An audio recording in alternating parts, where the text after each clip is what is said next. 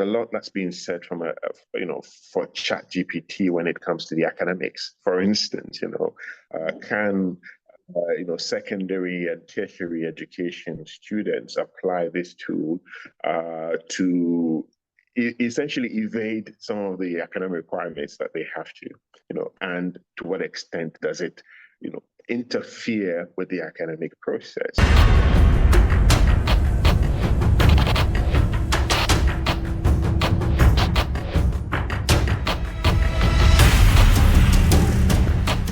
Hi, Ebo. Welcome to the IT Global Direction.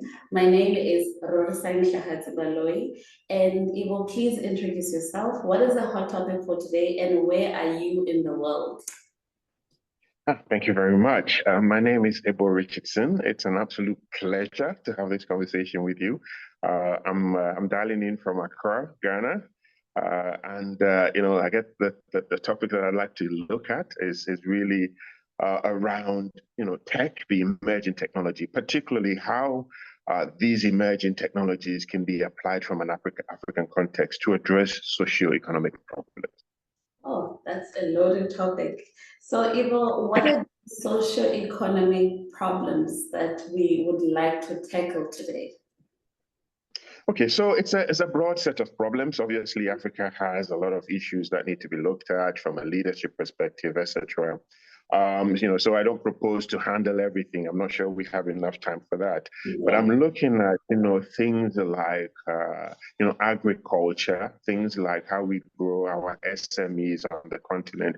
How do we create economic wealth using emerging technologies or some of these new technologies that we're seeing? How do we create economic wealth with those to make sure that from an African perspective, we're making good progress? Oh, that's incredible. And which technologies do you foresee us using to resolve some of these socioeconomic problems? Well, I think the big one for me right now is AI. Even though I'm not someone who has AI as a background, I am an engineer, but I'm not an AI specialist. Yeah. But looking at how things are developing around AI, I see that there could be a lot of problem solving that can be applied from a peculiar perspective, with AI. I've seen the buzz around ChatGPT that's been going on recently. There's all kinds of things happening. I have people, friends, family who are, they're playing around for fun with these tools. My own brother is enthused by ChatGPT and he's having all manner of silly conversations with this platform. And it got me thinking, how can we, as a people, look at some of the challenges that we have on the ground on our continent and apply some of these technologies to address them. There's a lot that's being said from for ChatGPT when it comes to the academics. For instance, can secondary and tertiary education students apply this tool to essentially evade some of the academic requirements that they have to, and to what extent does it, interfere with the academic process? So that's one thing. But I'm looking at, perhaps data can be collected in a way that can help, farmers do better farming, maybe, help them to sort of till their lands better because there's a lot of data that's peculiar to their particular environment and how that environment can be leveraged in better ways than maybe standardized ways, what sort of fertilizers might be the best for that particular type of land. So that all of a sudden you're using these tools that have access to, a vast data set, and you're using them in ways that enables your particular product or service or what you do to be improved. And I think, that's really key for me as I look at that from an African context. Yeah, I'm just thinking, Ebo, that those capabilities are already used by quite a lot of financial institutions today. Do you think that they are effective in how they use or how they collect that information and use it for agricultural purposes?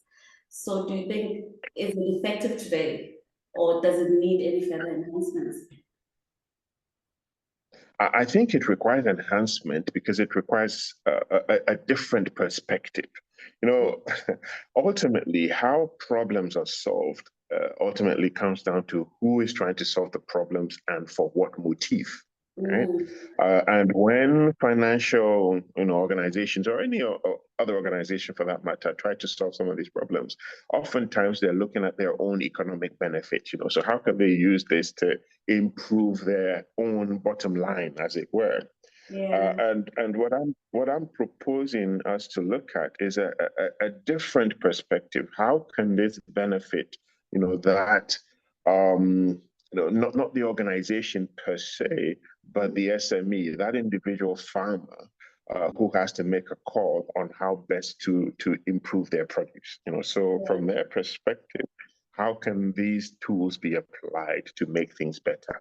Because I think once you're looking at big business, and big business is being driven from an economic perspective, what tends to happen is where there isn't larger profit margins, for want of a Mm, better expression, then they mm, tend to shy away from certain things because ultimately it doesn't make business sense. But mm. before we get to the economic, I think we have to tackle the social, when we look at it from an African perspective. And I think that's where, if we can rejig certain tool sets, if we can access, different types of data sets, that's when I believe we can really make an impact for Africa. Yeah, and how do you foresee us approaching this? Because most SMEs or agricultural businesses mainly focus on them growing their crop, but not on the technology aspect of it. So, do you have any advice on how would these SMEs take on these emerging technologies to improve the agricultural businesses in Africa? Well, two things come to mind. First of all, I think a much more simplified engagement and user interface element is required. And Mm, then secondly, some handholding when it comes to getting on board and access and then getting to use some of these tool sets. So what do I mean by that? If you take mobile money, for instance, it started life in various parts of Africa. M-Pesa became really big in Kenya and surrounding areas. And then some years later, in places like Ghana, mobile money also blew up. It's huge here in Ghana with MTN leading the charge. And the mm, reason is simple. It's because it solved a particular access and distribution problem, whilst at the same time bringing about simplicity. It was very simple to engage and to use using a standard USSD interface to start with. Now, um, it worked because it was simple. It worked because the interfaces were easy, and anybody could engage with it. But mm. ultimately, it was answering and addressing a problem that financial institutions, existing banks, etc., had failed to address. And it's a similar proposition that I'm making here. Mm, If you want, the ordinary farmers and other types of actors who may not necessarily be, the most advanced in terms of their utilization of certain tool sets and certain technologies, if you want them to have access to these tools and these technologies, the first thing that you probably want to do is to simplify their access to it. yeah. So the interface must be friendly, the interface must be simple, etc. And then you want to, make these things available, handhold them, show them how it's used, Mm, and then they can access some of these tool sets for themselves without the middleman who may only be there just to try and see, how they can make a buck out of the process. So I think that that's the kind of thing that we need to look at. I think that governments and not-for-profit organizations who have an interest in helping these sort of sectors need to look at it from the perspective of, how do we enable and empower these actors with the sort of tools that are currently available now so that they can be better for it and their businesses can be better for it. And through that, the entire ecosystem can be better for it. Yeah, it sounds like a good idea, Ivo. You made a good example with M-Pesa, because M-Pesa was not necessarily built by a financial service institution, nor was it built by government.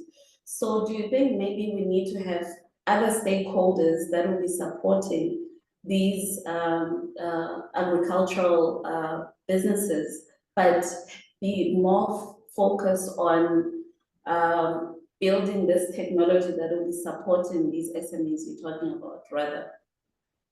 Absolutely. I mean, that's what I think. I think that the driving force should not be initially commercially driven. I think it should be more sort of socially oriented, and then the commercials will come in later. There's no doubt about that. So I think that's where it should start from. And Mm, in terms of the technologies as well, it's not merely sort of the tools and their interfaces. It's also the data sets. mm, Because to your point, we've seen, some of these tools, in the not too distant past. We're not looking at things that are super novel. But mm, I think what is really potentially groundbreaking right now is access to data sets, a broader set of data, because tool sets are now, or uh, proprietors who are building tools are now having access to not just engines, which are coming to the fore, GPT engines and stuff like that, but mm, also to the fact that you can have a broader set of data that you have access to, which can help you answer questions that perhaps either you couldn't answer before, or you could, but maybe not in quite the same way as you can now. yeah. And how do you foresee that happening, the collection of data?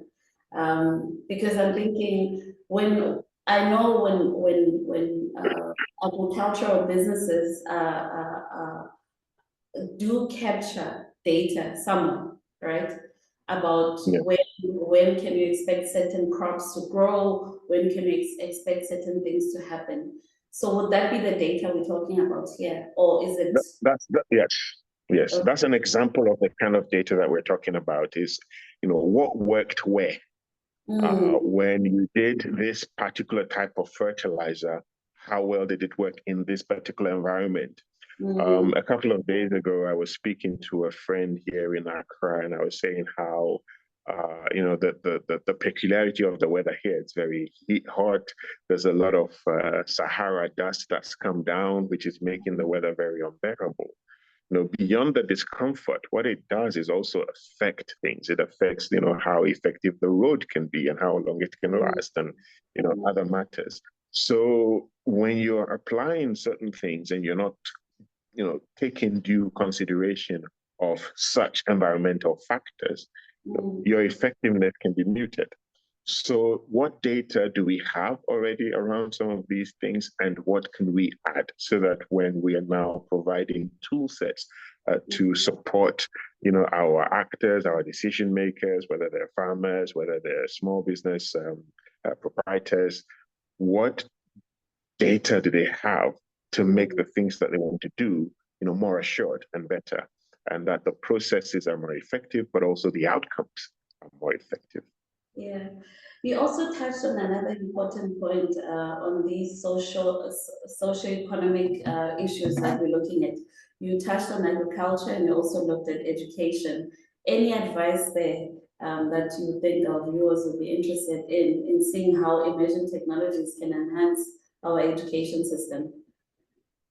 Well, I think that one is not an area that I've delved into in any sort of detail. So I Mm, think the jury's still out there. What I can say is that I have a very, very good friend of mine who's a lecturer, and he lectures at a couple of the tertiary institutions here in Ghana, yeah. two of the best I might add. And over the last, I'd say, couple of months, he and I have been having a series of conversations and chats on WhatsApp. And one of the things that he's really excited about is what even he, as a lecturer, can use some of these tool sets for. So rather than approaching it from the perspective of, oh my goodness, my students might try to fob me off with, work that is coming from Chat GPT, he's Yeah. looking at how he can set a different type of question, which is not maybe so easy to game. So he's using the same tool set, to try and create a different way of performing his job, rather than focusing on how maybe his students could sort of game him. And I found that to be quite interesting. I think that that's the starting point from an education perspective is, how can we use the tools to make the process of facilitating education, to make, the teaching process and the research processes easier, quicker, more dynamic, a little bit more different. How can we use it to facilitate a better recall, for instance, for students, so that the students are learning in more practical and effective ways, rather than perhaps, some of the standardized, in Ghana, they call it chew and pour, which basically means you sort of, try to memorize everything and you regurgitate during exams period, and then you get your grade A and hey presto, you're off to try and do other things. I think there is an opportunity for us to make the entire learning process, more interesting for students, and more practical, perhaps, using these emerging tools. And I, for one, would really love to see some specific research on how that can be applied. Or you can ask ChatGPT on how that can be done. Exactly, which is what my friend has been doing. Yeah.